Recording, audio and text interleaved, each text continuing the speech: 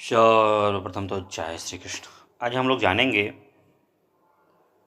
रामायण की अगली कड़ी में कि जब विश्वामित्र आते हैं राजा दशरथ के पास और अपने बारे में बताते हैं कि हमारा यज्ञ तो संपन्न हो गया है, लेकिन कुछ राक्षसों के कारण, तो राक्षस हैं तो अंतिम समय में रहा है और उसमें आके सब विघ्न डाल रहे हैं। तो मुझे इस विघ्न से बचने के लिए आपके दोनों पुत्र, दोनों क्या वह एक ही को मांगते हैं, राम को। वही कहते हैं, वही मेरे इस कष्ट को हरण कर सकते हैं। दशरथ इस बात को जब सुनते हैं तो आश्चर्यचकित करते हैं कि मेरा कोमल सा बेटा अभी छोटा भी है, वह ऐसा कैसे कर सकता है, और विश्वामित्र को देने से इनकार करते हैं। उसी को हम जानेंगे। इसके पहले की कड़ी है वह इसके पहले वाले वीडियो में बताया जा चुका है, आप लोग वहाँ जाके सुन सकते हैं, देख सकते हैं। कि रामायण है, बताया जा चुका है कि रामायण को सुनना और सुनाना दोनों ही लाभप्रद होता है। जीवन के मनोरथ पूर्ण होते हैं संकटों से और आपके पाप भी दूर होते हैं। अतः आप इसको बड़े ही ध्यान से मनोयोग से सुने। चलिए आगे देखते हैं। विश्वामित्र जी का वचन सुनकर नृपश्रेष्ठ दशरथ दो घड़ी के लिए संज्ञा शून्य से हो गए। फिर सचेत होकर बोले, महर्षि, मेरा कमल नयन राम अभी पूरे 16 वर्ष का भी नहीं हुआ है। मैं इसमें राक्षसों के साथ युद्ध करने की योग्यता नहीं देखता। यह मेरी अछोहरी सेना है, जिसका मैं पालक और स्वामी भी हूं। इस सेना के साथ मैं स्वयं ही चलकर उन निशाचरों के साथ युद्ध करूंगा। ये मेरे शूरवीर सैनिक जो अस्त्र विद्या में कुशल और पराक्रमी हैं, राक्षसों के साथ जूझने की योग्यता रखते हैं। अतः इन्हें ही ले जाइए। राम को ले जाना उचित नहीं होगा, वह अभी बालक हैं, छोटे हैं। मैं स्वयं ही हाथ में धनुष ले युद्ध के मुहाने पर रहकर आपके यज्ञ की रक्षा करूंगा, और जब तक इस शरीर में प्राण रहेंगे तब तक निशाचरों के साथ लड़ता रहूंगा। मेरे द्वारा सुरक्षित होकर आपका नियमानुष्ठान बिना किसी विघ्न बाधा के पूर्ण होगा। अतः मैं ही वहां आपके साथ चलूंगा। आप राम को न ले जाइए। मेरा राम अभी बालक है, अबोध है, छोटा है। इसे आप समझिए। इसने अभी तक युद्ध की विद्या नहीं सीखी है। यह दूसरे के बल अबल को नहीं जानता है। न तो यह अस्त्र बल से संपन्न है और न युद्ध की कला में निपुण ही है। अतः यह राक्षसों के युद्ध करने योग्य नहीं है, क्योंकि राक्षस माया से, छल कपट से युद्ध करते हैं। इसके सिवा राम से वियोग हो जाने पर मैं 2 घड़ी भी जीवित नहीं रह सकता। मुनिश्रेष्ठ, इसलिए आप मेरे राम को न ले जाइए। अथवा ब्राह्मण, यदि आपकी इच्छा राम को ही ले जाने की ही हो तो चतुरंगी सेना के साथ भी मैं भी चलता हूँ। मेरा साथ या मेरे साथ इसे ले चलिए।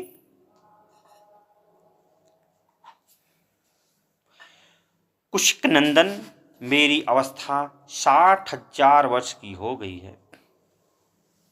इस बुढ़ापे में बड़ी कठिनाई से मुझे पुत्र की प्राप्ति हुई है,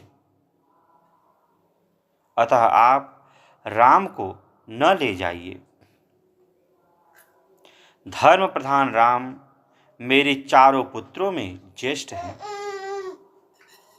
इसलिए उस पर मेरा प्रेम सबसे अधिक है। अतः आप राम को न ले जाइए, मेरे विनय को स्वीकार कर लीजिए। वे राक्षस कैसे पराक्रमी हैं, किसके पुत्र हैं और कौन हैं, उनका डील डौल कैसा है मुनीश्वर, उनकी रक्षा कौन करते हैं। राम उन राक्षसों का सामना कैसे कर सकता है। ब्राह्मण मेरे सैनिकों को या स्वयं मुझे ही उन महायोधी राक्षसों का प्रतिकार कैसे करना चाहिए। भगवान, ये सारी बातें आप मुझे बताइए। उन दुष्टों के साथ युद्ध में मुझे कैसे खड़ा होना चाहिए, क्योंकि राक्षस बड़े बलाभिमानी होते हैं। राजा दशरथ की इस बात को सुनकर विश्वामित्र जी बोले, महाराज, रावण नाम से प्रसिद्ध एक राक्षस है, जो महर्षि पुलस्त्य के कुल में उत्पन्न हुआ है। उसे ब्रह्मा जी से मुँह मांगा वरदान प्राप्त हुआ है, जिससे महान बलशाली और महापराक्रमी होकर बहुसंख्यक राक्षसों से घिरा हुआ वह निशाचर तीनों लोकों के निवासियों को अत्यंत कष्ट दे रहा है। सुना जाता है कि राक्षस राज रावण विश्रवा मुनि का औरस पुत्र तथा साक्षात कुबेर का भाई है। वह महाबली निशाचर इच्छा रहते हुए भी स्वयं आकर यज्ञ में विघ्न नहीं डालता, अपने लिए इसे तुच्छ कार्य समझता है। इसलिए उसी की प्रेरणा से दो महान बलवान राक्षस मारीच और सुबाहु यज्ञों में विघ्न डाला करते हैं। विश्वामित्र मुनि के ऐसा कहने पर राजा दशरथ उनसे इस प्रकार बोले, मुनीश्वर, मैं उस दुरात्मा रावण के सामने युद्ध में नहीं ठहर सकता। धर्मज्ञ महर्षि, आप मेरे पुत्र पर तथा मुझ मंदभागी दशरथ पर भी कृपा कीजिए, क्योंकि आप मेरे देवता तथा गुरु हैं। युद्ध में रावण का वेग तो देवता, दानव, गंधर्व, यक्ष, गरुड़ और नाग भी नहीं सह सकते, फिर मनुष्यों की तो बात ही क्या। मुनिश्रेष्ठ, रावण सम्रांगण में बलवानों के बल का अपहरण कर लेता है, अतः मैं अपनी सेना और पुत्रों के साथ रहकर भी उससे तथा उसके सैनिकों से युद्ध करने में असमर्थ हूँ। ब्राह्मण, यह मेरा देवोपम पुत्र युद्ध की कला से सर्वथा अनभिज्ञ है। इसकी अवस्था भी अभी बहुत थोड़ी है, इसलिए मैं इसे किसी तरह नहीं दूंगा।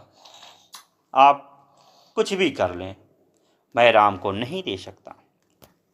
मारीच और सुबाहु सुप्रसिद्ध दैत्य शुंद और उपशुंद के पुत्र हैं।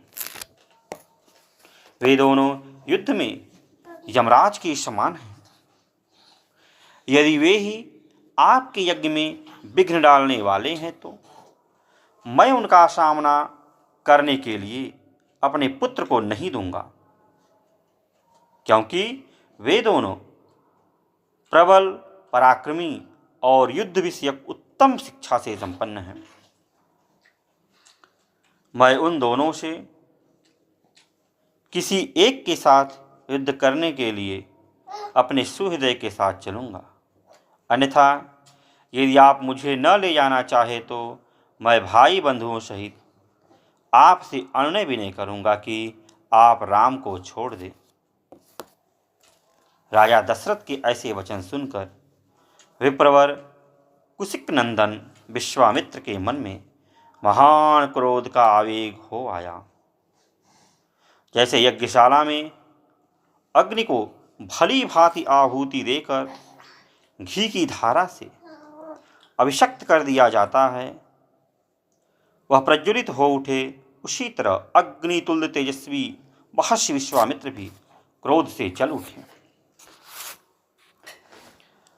राजा दशरथ की बात के एक एक अक्षर में पुत्र के प्रति स्नेह भरा हुआ था। उसे सुनकर महर्षि विश्वामित्र कुपित हो उनसे इस प्रकार बोले, राजन, पहले मेरी मांगी हुई वस्तु के देने की प्रतिज्ञा करके अब तुम उसे तोड़ना चाहते हो। प्रतिज्ञा का यह त्याग रघुवंशियों के योग्य तो नहीं है। यह बर्ताव तो इस कुल के विनाशक का सूचक लगता है। नरेश्वर, यदि तुम्हें ऐसा ही उचित प्रतीत होता है तो मैं जैसे आया था वैसे ही लौट जाऊंगा। काकुत्स कुल के रत्न, अब तुम अपनी प्रतिज्ञा झूठी करके हितैषी सूर्यदेव से घिरे रहकर सुखी रहो। बुद्धिमान विश्वामित्र के कुपित होते ही सारी पृथ्वी कांप उठी। देवताओं के मन में महान भय समा गया। उनके रोष से सारे संसार को त्रस्त हुआ जान उत्तम व्रत का पालन करने वाले धीर चित्त महर्षि वशिष्ठ ने राजा से इस प्रकार कहा, महाराज, आप इक्ष्वाकुंसी राजाओं के कुल में साक्षात दूसरे धर्म के समान उत्पन्न हुए हैं। धैर्यवान, उत्तम व्रत के पालक, सश्री संपन्न हैं। आपको अपने धर्म का परित्याग नहीं करना चाहिए। रघुकुल भूषण दशरथ बड़े धर्मात्मा हैं। यह बात तीनों लोकों में प्रसिद्ध है। अतः आप अपने धर्म का ही पालन कीजिए। अधर्म का भार सिर पर न उठाइए। मैं अमुक कार्य करूँगा ऐसी प्रतिज्ञा करके भी जो उस वचन का पालन नहीं करता, उसके यज्ञ यागादि, इष्ट तथा बावली तालाब बनवाने आदि पूर्त कर्मों के पुण्य का नाश हो जाता है। अतः आप श्री राम को विश्वामित्र के साथ भेज दीजिए। यह अस्त्र विद्या जानते हो या न जानते हो, राक्षस इनका सामना नहीं कर सकते। जैसे प्रज्वलित अग्नि द्वारा सुरक्षित अमृत पर कोई हाथ नहीं लगा सकता, उसी प्रकार कुशिक नंदन विश्वामित्र से सुरक्षित हुए श्री राम का वे राक्षस कुछ भी बिगाड़ नहीं सकते। ये श्री राम तथा महर्षि विश्वामित्र साक्षात धर्म की मूर्ति हैं। ये बलवानों में श्रेष्ठ हैं। विद्या के द्वारा ही ये संसार में सबसे बढ़े चढ़े हैं। तपस्या के तो ये विशाल भंडार ही हैं। चराचर प्राणियों सहित तीनों लोकों में जो नाना प्रकार के अस्त्र, उन सबको ये जानते हैं। इन्हें मेरे सिवा दूसरा कोई पुरुष न तो अच्छी तरह जानता है और न कोई जानेंगे ही। देवता, ऋषि, राक्षस, गंधर्व, यक्ष, किन्नर तथा बड़े बड़े नाग भी इनके प्रभाव को नहीं जानते। प्रायः सभी अस्त्र प्रजापति कृशाश्वत्थ के प्रथम धर्मात्मा पुत्र हैं। उन्हें प्रजापति ने पूर्व काल में कुशिक नंदन विश्वामित्र को, जबकि वे राज्य शासन करते थे, समर्पित कर दिया था। कृशाश्वत्थ के पुत्र प्रजापति दक्ष की 2 पुत्रियों की संतानें हैं। उनके अनेक रूप हैं। वे सब के सब महान, शक्तिशाली, प्रकाशमान और विजय दिलाने वाले हैं। प्रजापति दक्ष की 2 सुंदरी कन्याएं हैं। उनके नाम हैं जया और सुप्रभा। उन दोनों ने 100 परम प्रकाशमान अस्त्र शस्त्रों को उत्पन्न किया है। उसमें से जया ने वर पाकर 50 श्रेष्ठ पुत्रों को प्राप्त किया, जो अपरिमित शक्तिशाली और रूप रहित है। वे सब के सब असुरों की सेना का वध करने के लिए प्रकट हुए। फिर सुप्रभा ने भी संहार नामक 50 पुत्रों को जन्म दिया, जो अत्यंत दुर्जय है। उन पर आक्रमण करना किसी के लिए भी सर्वथा कठिन है तथा वे सब के सब अत्यंत बलिष्ठ हैं। ये धर्मज्ञ कुशिक नंदन उन सब अस्त्र शस्त्रों को अच्छी तरह जानते हैं। जो अस्त्र अब तक उपलब्ध नहीं हुए, उनको भी उत्पन्न करने की इनमें पूर्ण शक्ति है।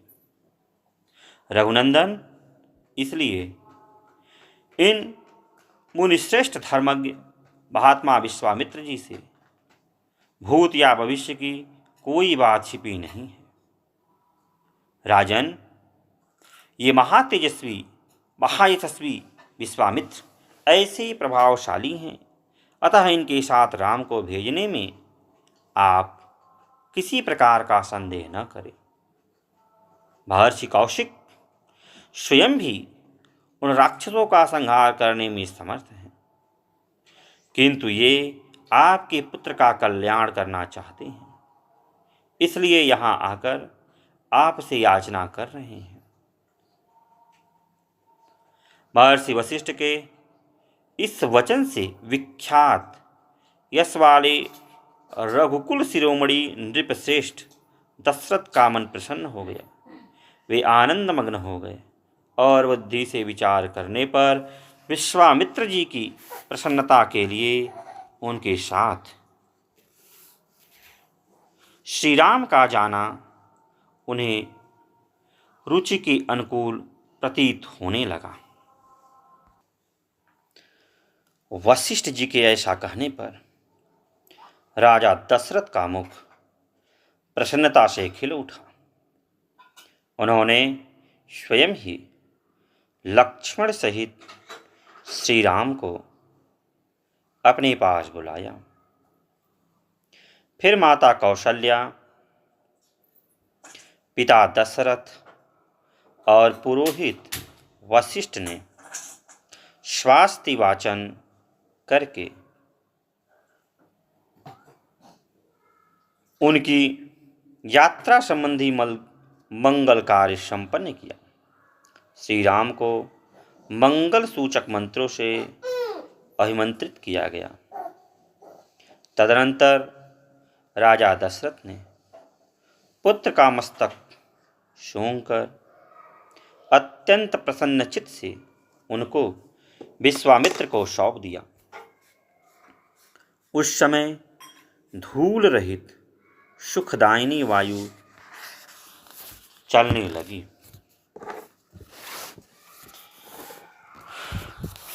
कमल नयन श्री राम को विश्वामित्र जी के साथ जाते देख देवताओं ने आकाश से वहाँ फूलों की बड़ी भारी वर्षा की। देव दुमदुम्बिया बजने लगी। महात्मा श्री राम की यात्रा के समय शंखों और नगाड़ों की ध्वनि होने लगी। आगे आगे विश्वामित्र, उनके पीछे काग पक्षधारी महायशस्वी श्री राम तथा उनके पीछे सुमित्रा कुमार लक्ष्मण जा रहे थे। उन दोनों भाइयों ने पीठ पर तरकस बांध रखे थे। उनके हाथों में धनुष शोभा पा रहे थे तथा वे दोनों 10 दिशाओं को सुशोभित करते हुए महात्मा विश्वामित्र के पीछे 3-3 फन वाले 2 सर्पों के समान चल रहे थे। एक ओर कंधे पर धनुष, दूसरी ओर पीठ पर तुरीड़ और बीच में मस्तक। इन्हीं तीनों के 3 फन से उपमा दी गई है। उनका स्वभाव उच्च एवं उदार था। अपनी अनुपम कांति से प्रकाशित होने वाले वे दोनों अनिंद सुंदर राजकुमार सब ओर शोभा का प्रसार करते हुए विश्वामित्र जी के पीछे उसी तरह जा रहे थे जैसे ब्रह्मा जी के पीछे दोनों अश्विनी कुमार चलते हैं। वे दोनों भाई कुमार श्री राम और लक्ष्मण वस्त्र और आभूषण से अच्छी तरह अलंकृत थे। उनके हाथों में धनुष है। उन्होंने अपने हाथों की अंगुलियों में गुहटी के चमड़े के बने हुए दस्ताने पहन रखे थे। उनके कटी प्रदेश में तलवारें लटक रही थीं। उनके श्रीअंग बड़े मनोहर थे। वे महान तेजस्वी और श्रेष्ठ वीर अद्भुत कांति से उद्भासित होते सब ओर अपनी शोभा फैलाते हुए कुशिक पुत्र विश्वामित्र का अनुसरण कर रहे थे। उस समय वे दोनों वीर अचिंत्य शक्तिशाली अस्थाणु महादेव के पीछे चलने वाले 2 अग्नि कुमार स्कंद और विशाख की भांति शोभा पाते थे। अयोध्या से 1.5 योजन दूर जाकर सरयू के दक्षिण तट पर विश्वामित्र ने मधुर वाणी में राम को संबोधित किया और कहा, वत्स राम, अब सरयू के जल से आचमन करो।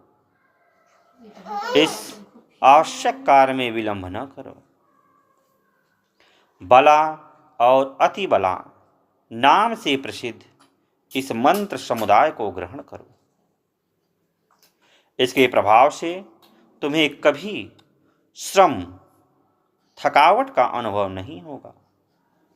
ज्वर, रोग या चिंताजनित कष्ट नहीं होगा। तुम्हारे रूप में किसी प्रकार का विकार या उलटफेर नहीं होने पाएगा। सोते समय अथवा असावधानी की अवस्था में भी राक्षस तुम्हारे ऊपर आक्रमण नहीं कर सकेंगे। इस भूतल पर बाहुबल में तुम्हारी समानता करने वाला कोई न होगा।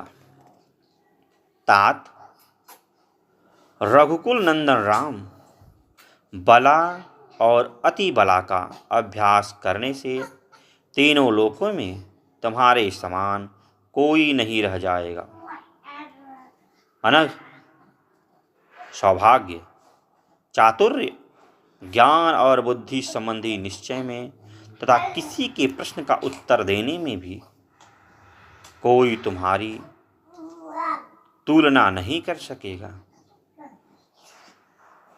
इन दोनों विद्याओं के प्राप्त हो जाने पर कोई तुम्हारी समानता नहीं कर सकेगा, क्योंकि ये बला और अति बला नामक विद्याएं सब प्रकार के ज्ञान की जननी हैं।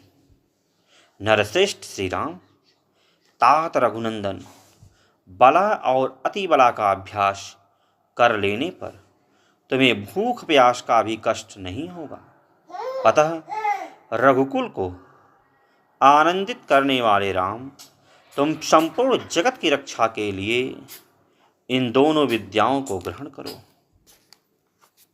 इन दोनों विद्याओं का अध्ययन कर लेने पर इस भूतल पर तुम्हारे यश का विस्तार होगा। ये दोनों विद्याएं ब्रह्मा जी की तेजस्विनी पुत्रियां हैं। कुकुत्स नंदन, मैंने इन दोनों को तुम्हें देने का विचार किया है। राजकुमार, तुम ही इनके योग्य पात्र हो। यद्यपि तुम में इस विद्या को प्राप्त करने योग्य बहुत से गुण हैं, अथवा सभी उत्तम गुण विद्यमान हैं, इसमें संशय नहीं है। तथापि मैं तपोबल से इसका अर्जन किया है। अतः मेरी तपस्या से परिपूर्ण होकर ये तुम्हारे लिए बहुरूपणी होगी, अनेक प्रकार के फल प्रदान करेंगी। तब श्री राम आचमन करके पवित्र हो गए। उनका मुख प्रसन्नता से खिल उठा। उन्होंने उन शुद्ध अंतःकरण वाले महर्षि से वे दोनों विद्याएं ग्रहण करने लगे। विद्या से संपन्न होकर भयंकर पराक्रमी श्री राम सहस्त्रों किरणों से युक्त शरतकालीन भगवान सूर्य के समान शोभा पाने लगे। तत्पश्चात श्री राम ने विश्वामित्र जी की सारी गुरुजनोचित सेवाएं करके हर्ष का अनुभव किया। फिर वे तीनों वहां सरयू के तट पर रात में सुखपूर्वक रहे।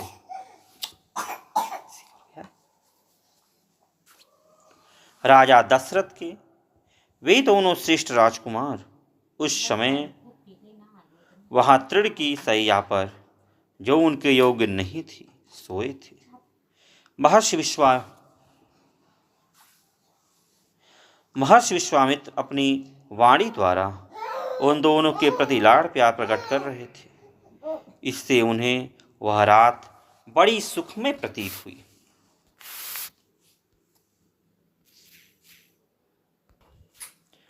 जब रात बीती और प्रभात हुआ, तब महामुनि विश्वामित्र ने तीनकों और पत्तों के बिछौनों पर सोए हुए उन दोनों काकुत्सवंशी राजकुमारों से कहा, नरश्रेष्ठ राम, तुम्हारे जैसे पुत्र को पाकर महारानी कौशल्या सुपुत्र जननी कही जाती हैं।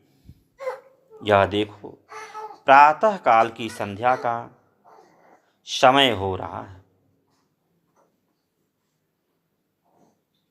उठो और प्रतिदिन किए जाने वाले देव संबंधी कार्यों को पूर्ण करो।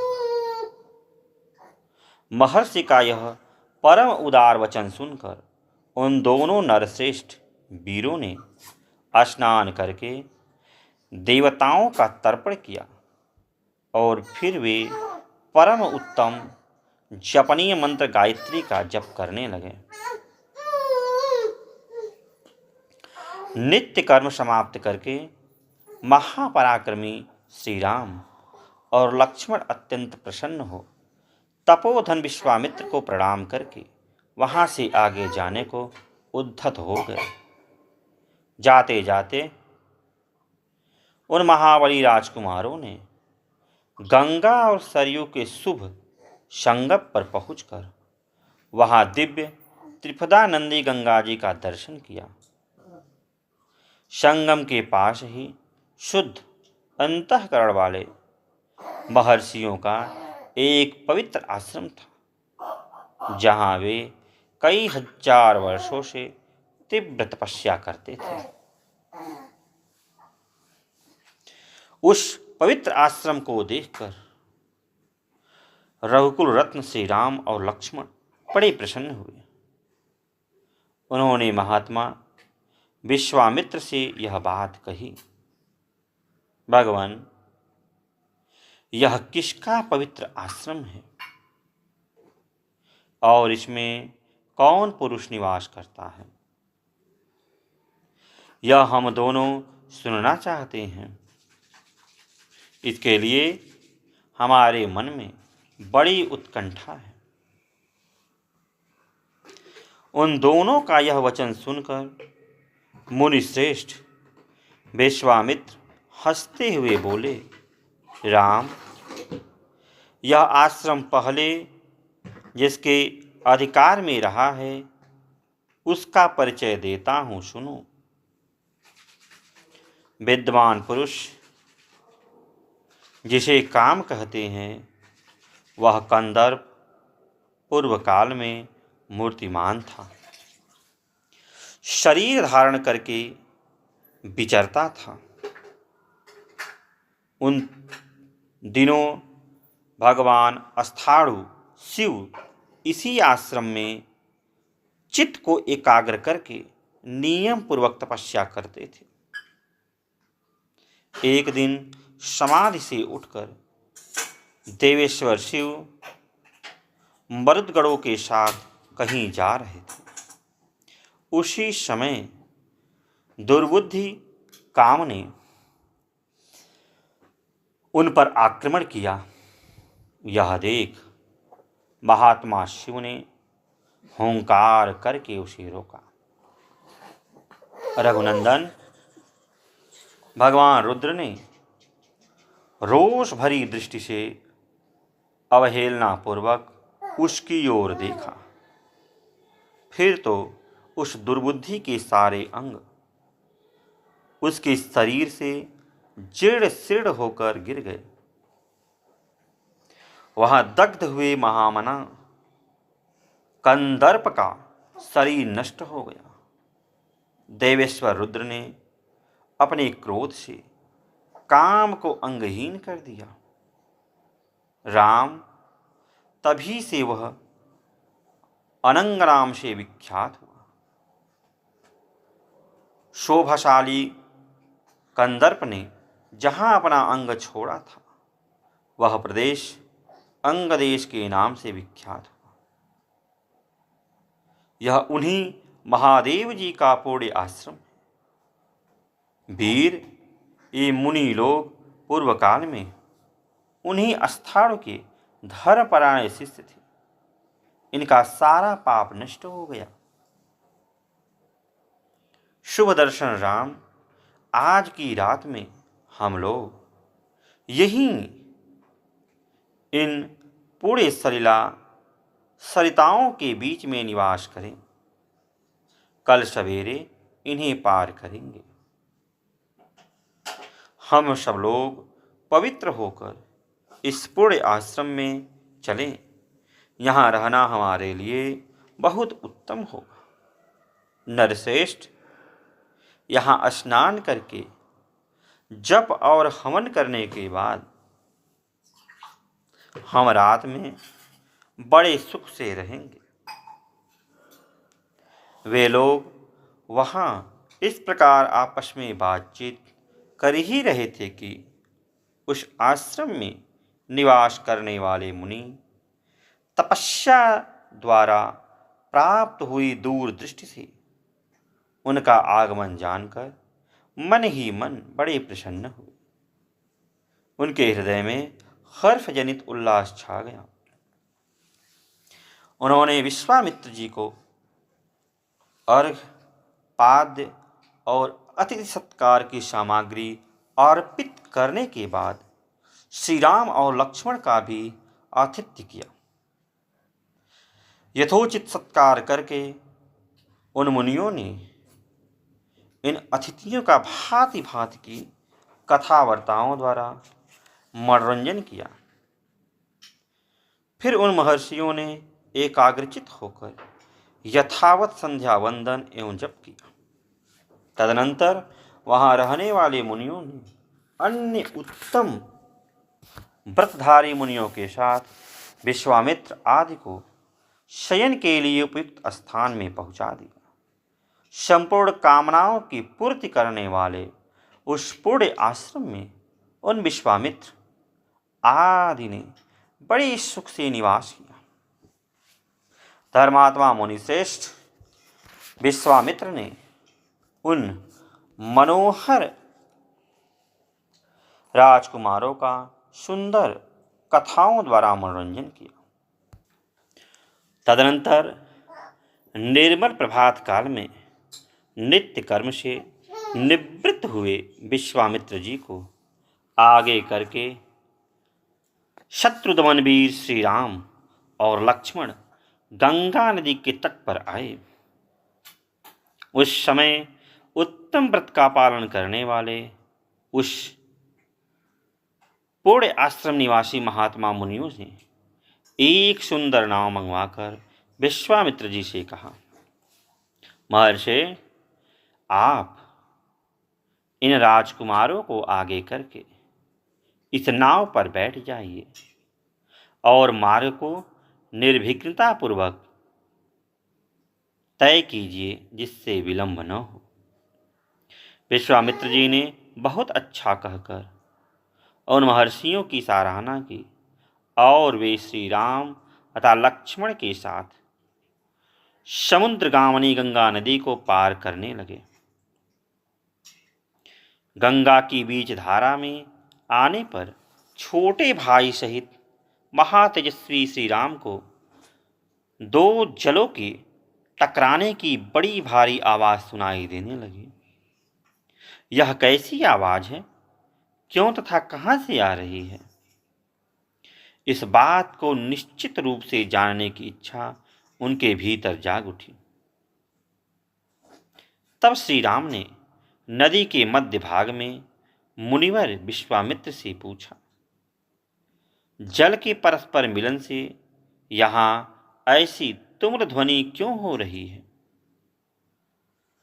श्री रामचंद्र जी के वचन में इस रहस्य को जानने की उत्कंठा भरी हुई थी।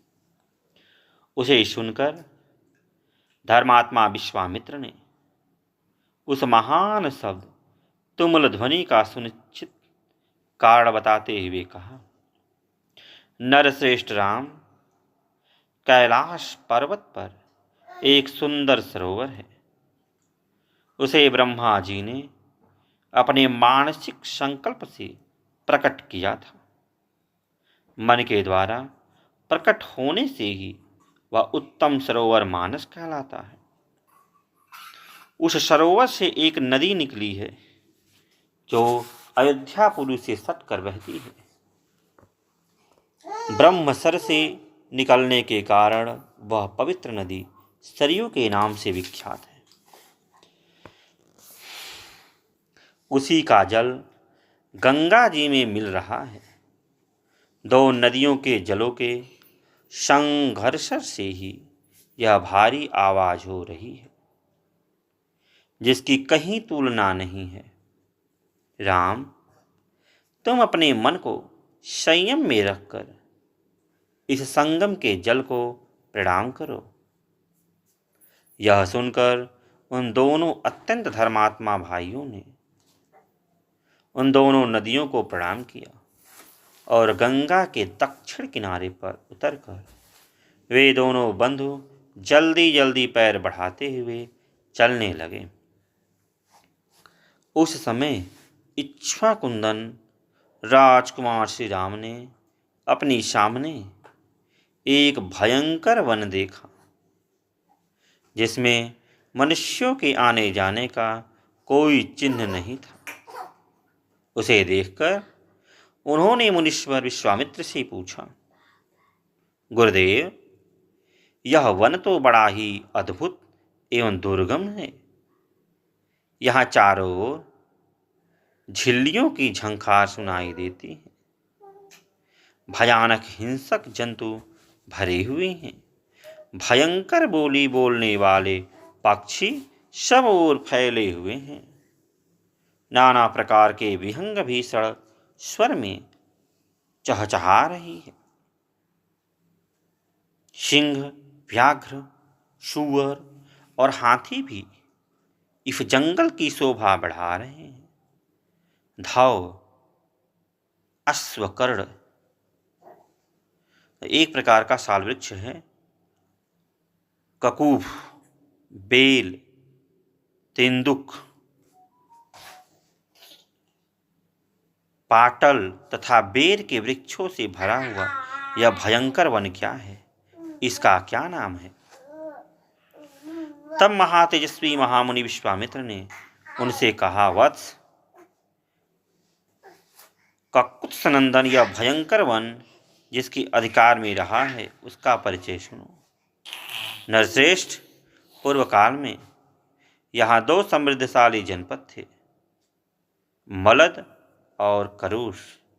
ये दोनों देश देवताओं के प्रयत्न से निर्मित थे।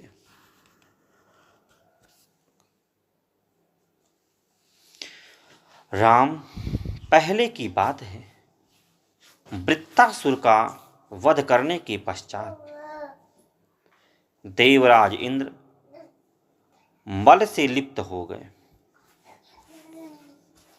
क्षुधा ने भी उन्हें धर दबाया और उनके भीतर ब्रह्म हत्या प्रविष्ट हो गई। तब देवताओं तथा तपोधन ऋषियों ने मलिन इंद्र को यहाँ गंगा जल से भरे हुए कलशों द्वारा नहलाया तथा उनके मल और कारुष क्षुधा को छुड़ा दिया। इस भूभाग में देवराज इंद्र के शरीर से उत्पन्न हुए मल और कारुष को देखकर देवता लोग बड़े प्रसन्न हुए। इंद्र पूर्ववत निर्मल, निष्करूप, क्षुधाहीन एवं शुद्ध हो गए। तब उन्होंने प्रसन्न होकर इस देश को यह उत्तम वर प्रदान किया, ये 2 जनपद लोक में मलद और करुष नाम से विख्यात होंगे। मेरे अंग जनित मलों को धारण करने वाले ये दोनों देश बड़े समृद्धशाली होंगे। बुद्धिमान इंद्र के द्वारा की गई उस देश की वह पूजा देखकर देवताओं ने पाक शासन को बारंबार साधुवाद दिया। शत्रुदमन, मलद और कारुष ये दोनों जनपद दीर्घ काल तक समृद्धशाली, धनधान्य से संपन्न तथा सुखी रहे। कुछ काल के अनंतर यह इच्छानुसार रूप धारण करने वाली एक यक्षिणी आई, जो अपने शरीर में 1000 हाथियों का बल धारण करती थी। उसका नाम ताड़का है। वह बुद्धिमान शुंड नामक दैत्य की पत्नी है।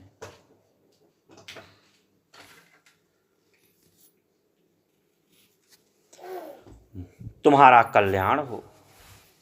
मारीच नामक राक्षस, जो इंद्र के समान पराक्रमी है, उस ताड़का का ही पुत्र है।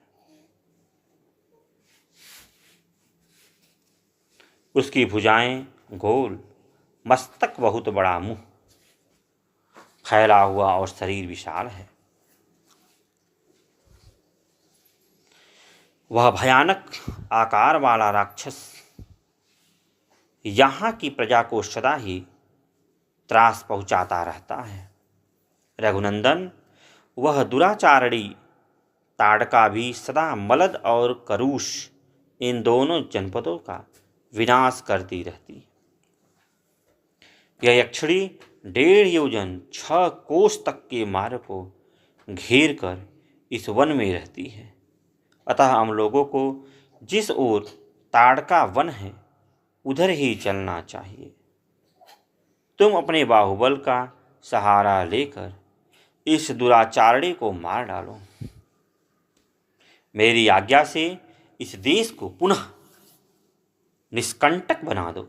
यह देश ऐसा रमणीय है तो भी इस समय कोई यहाँ नहीं आ सकता। राम, उस असहाय एवं भयानक यक्षिणी ने इस देश को उजाड़ कर डाला।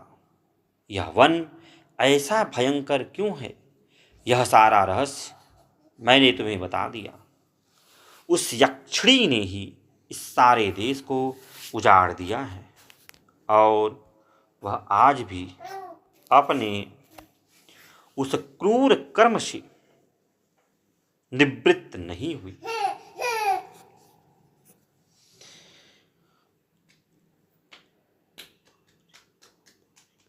अपरिमित प्रभावशाली विश्वामित्र मुनि का यह उत्तम वचन सुनकर पुरुष सिंह श्री राम ने यह शुभ बात कही। मुनिश्रेष्ठ, जब यह यक्षिणी एक अबला सुनी जाती है तब तो उसकी शक्ति थोड़ी ही होनी चाहिए, फिर वह 1000 हाथियों का बल कैसे धारण करती है। अमित तेजस्वी श्री रघुनाथ के कहे हुए इस वचन को सुनकर विश्वामित्र जी अपनी मधुर वाणी द्वारा लक्ष्मण सहित शत्रुदमन श्री राम को हर्ष प्रदान करते हुए बोले, रघुनंदन, जिस कारण से ताड़का अधिक बलशालिनी हो गई है वह बताता हूं, सुनो। उसमें वरदान जनित बल का उदय हुआ, अतः वह अबला होकर भी बल धारण करती है, सबला हो गई। पूर्वकाल की बात है। सुकेतु नाम से प्रसिद्ध एक महान यक्ष थे। वे बड़े पराक्रमी और सदाचारी थे, परंतु उन्हें कोई संतान नहीं थी, इसलिए उन्होंने बड़ी भारी तपस्या की। श्री राम यक्षराज सुकेतु की उस तपस्या से ब्रह्मा जी को बड़ी प्रसन्नता हुई। उन्होंने सुकेतु को एक कन्या रत्न प्रदान किया जिसका नाम ताड़का था। ब्रह्मा जी ने ही उस कन्या को 1000 हाथियों के समान बल दे दिया, परंतु उस महायशस्वी पितामह ने उस यक्ष को पुत्र नहीं ही दिया। उसके संकल्प के अनुसार पुत्र प्राप्त हो जाने पर उसके द्वारा जनता का अत्यधिक उत्पीड़न होता। यही सोचकर ब्रह्मा जी ने पुत्र नहीं दिया। धीरे धीरे वह यक्ष बालिका बढ़ने लगी और बढ़कर रूप यौवन से सुशोभित होने लगी। उस अवस्था में सुकेतु ने अपनी उस यशस्विनी कन्या को जंभपुत्र सुंद के हाथ में उसकी पत्नी के रूप में दे दिया। कुछ काल के बाद उस यक्षी ताड़का ने मारीच नाम से प्रसिद्ध एक दुर्जय पुत्र को जन्म दिया, जो अगस्त्य मुनि के शाप से राक्षस हो गया। श्री राम अगस्त्य ने ही शाप देकर ताड़का पति सुंद को भी मार डाला। उसके मारे जाने पर ताड़का पुत्र सहित जाकर मुनिवर अगस्त्य को भी मौत के घाट उतार देने की इच्छा करने लगी। वह कुपित हो मुनि को खा जाने के लिए गर्जना करती हुई दौड़ी। उसे आती देख भगवान अगस्त्य मुनि ने मारीच से कहा, तू देवयोनि रूप का परित्याग करके राक्षस भाव को प्राप्त हो जा। फिर अत्यंत अमर्ष में भरे हुए ऋषियों ने ताड़का को भी शाप दे दिया, तो विकराल मुख वाली नरभक्षणी राक्षसी हो जा। तू है तो महायक्षी, परंतु अब शीघ्र ही इस रूप को त्याग कर तेरा भयंकर रूप हो जाए। इस प्रकार शाप मिलने के कारण ताड़का का अमर्ष और भी बढ़ गया। वह क्रोध से मूर्छित हो उठी और उन दिनों अगस्त्य जी जहाँ रहते थे उस सुंदर देश को उजाड़ने लगी। रघुनंदन, तुम गौओं और ब्राह्मणों का हित करने के लिए दुष्ट पराक्रम वाली इस परम भयंकर दुराचारी यक्षिणी का वध कर डालो। रघुकुल को आनंदित करने वाले वीर इस शापग्रस्त ताड़का को मारने के लिए तीनों लोकों में तुम्हारे सिवा दूसरा कोई पुरुष समर्थ नहीं है। नरश्रेष्ठ, तुम स्त्री हत्या का विचार करके इसके प्रति दया न दिखाना। एक राजपुत्र को 4 वर्णों के हित के लिए स्त्री हत्या भी करनी पड़े तो उससे मुंह नहीं मोड़ना चाहिए। प्रजापालक नरेश को प्रजाजनों की रक्षा के लिए क्रूरतापूर्ण या क्रूरता रहित पातक युक्त अथवा सदोष कर्म भी करने पड़े तो करना चाहिए। यह बात उसे सदा ही ध्यान में रखनी चाहिए। जिनके ऊपर राज्य के पालन का भार है उनका तो यह सनातन धर्म है। ककुत्सकुल नंदन ताड़का महापापनी है, उसमें धर्म का लेश मात्र भी नहीं है, अतः उसे मार डालो। नरेश्वर, सुना जाता है कि पूर्व काल में विरोचन की पुत्री मंथरा सारी पृथ्वी का नाश कर डालना चाहती थी। उसके इस विचार को जानकर इंद्र ने उसका वध कर डाला। श्री राम प्राचीन काल में शुक्राचार्य की माता तथा भृगु की पतिव्रता पत्नी त्रिभुवन को इंद्र से शून्य कर देना चाहती थी। यह जानकर भगवान विष्णु ने उसको मार डाला। इन्होंने तथा अन्य बहुत से महामनुष्य पुरुष प्रवर राजकुमारों ने पापचारिणी स्त्रियों का वध किया है। नरेश्वर, अतः तुम भी मेरी आज्ञा से दया अथवा घृणा को त्याग कर इस राक्षसी को मार डालो।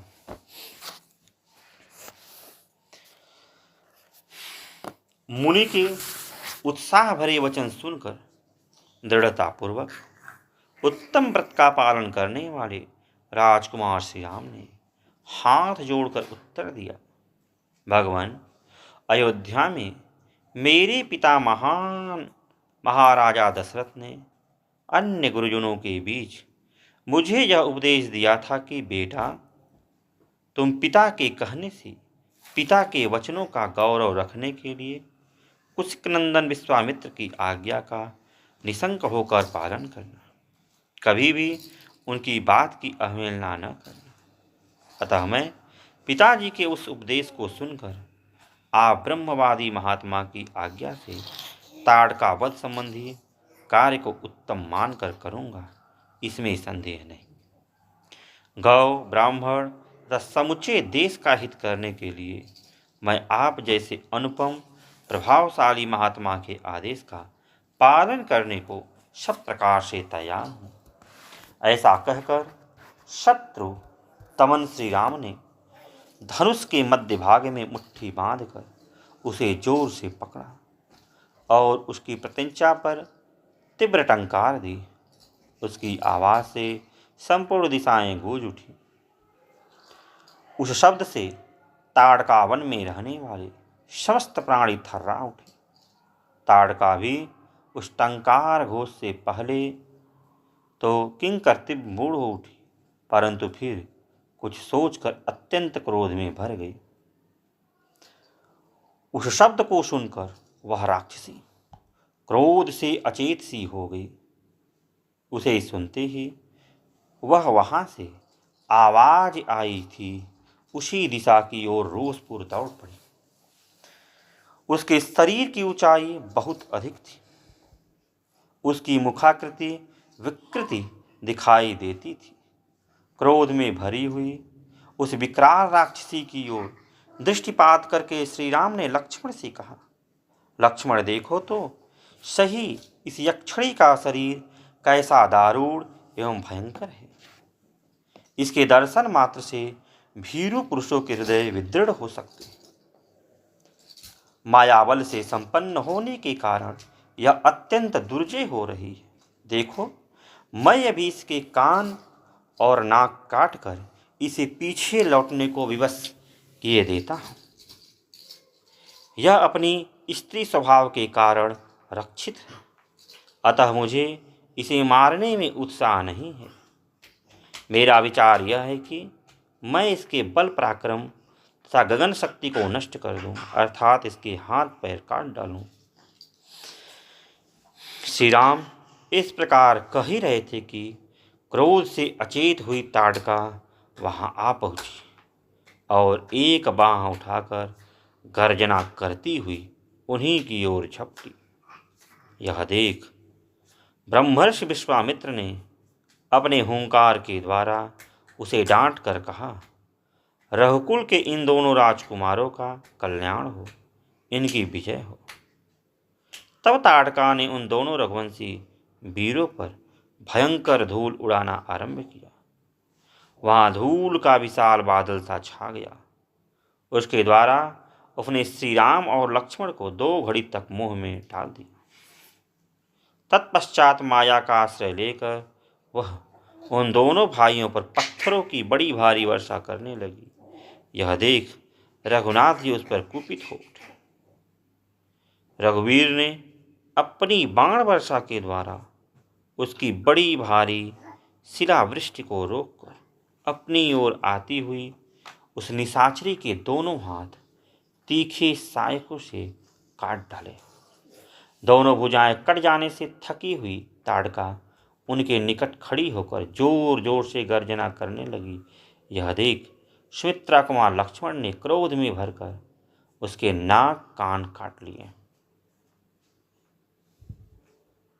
परंतु वह तो इच्छानुसार रूप धारण करने वाली यक्षिणी थी, अतः अनेक प्रकार के रूप बनाकर अपनी माया से श्री राम और लक्ष्मण को मुंह में डालती हुई अदृश्य हो गई। वह पत्थरों की भयंकर वर्षा करती हुई आकाश में विचरने लगी। श्री राम और लक्ष्मण पर चारों ओर से प्रस्त्रों की वृष्टि होती देख तेजस्वी गाधिनंदन विश्वामित्र ने इस प्रकार कहा, श्री राम, इसके ऊपर तुम्हारा दया करना व्यर्थ है। यह बड़ी पापनी और दुराचारणी है, सदा यज्ञों में विघ्न डाला करती है। यह अपनी माया से पुनः प्रबल हो उठे, इसके पहले ही इसे मार डालो। अभी संध्या काल आना चाहता है, इसके पहले ही यह कार्य हो जाना चाहिए, क्योंकि संध्या के समय राक्षस दुर्जय हो जाते हैं।